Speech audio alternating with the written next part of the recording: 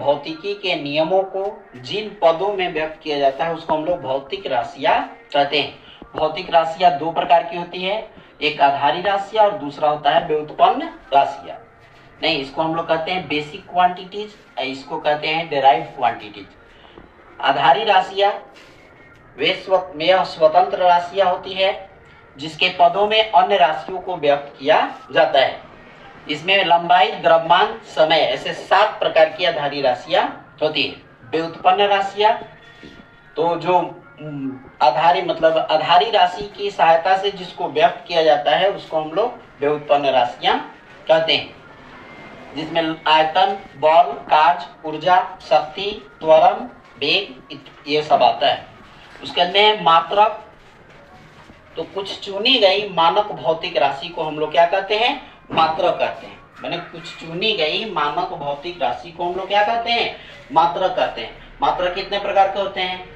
2 प्रकार के होते हैं, मूल मात्रक और व्युत्पन्न मात्रक, यानी फंडामेंटल यूनिट्स और डेराइव्ड यूनिट्स।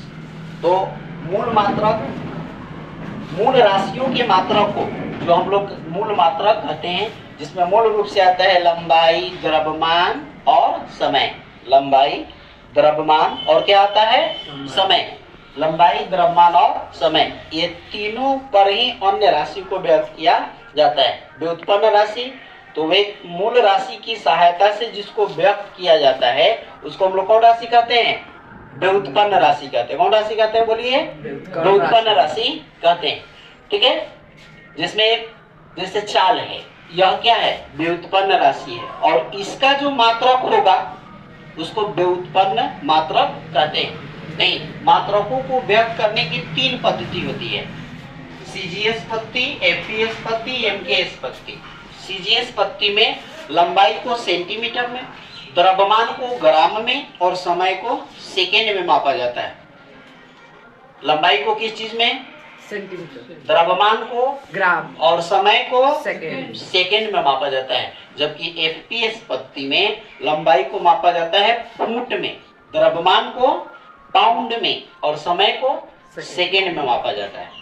तीसरी पद्धति है एमकेएस सिस्टम, माने एमकेएस पद्धति।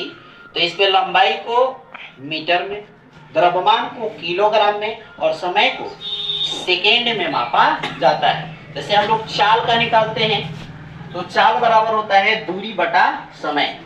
तो चाल का सीजीएस मात्रक निकालेंगे, इसमें लंबाई को किस चीज में मापा गया?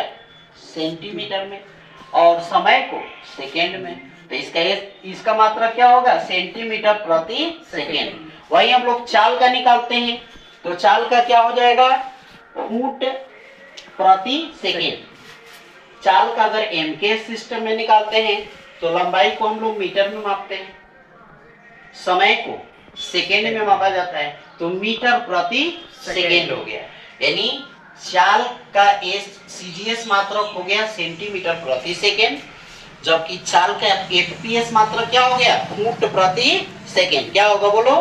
फुट प्रति सेकेंड। जबकि चाल का एमकेएस मात्रक क्या हो जाएगा? मीटर प्रति सेकेंड। इसी को एसआई यूनिट के नाम से भी जाना जाता है। एसआई सिस्टम में चाल का एसआई मात्रक आप लोगों को क्या बताया गया था? मीटर प्रति सेकेंड। चाल का एसआई मात्रक क्या हो गया? मीटर प्रति सेकेंड हो गया।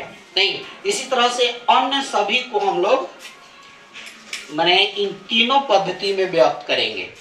ठीक है, त्वरण का, बल का, वेग का, है ना, कार्य का, ऊर्जा का, इस सभी चीजों का हम लोग बारी बारी से इस पर व्यक्त करने की पद्धति हम लोग सीखेंगे।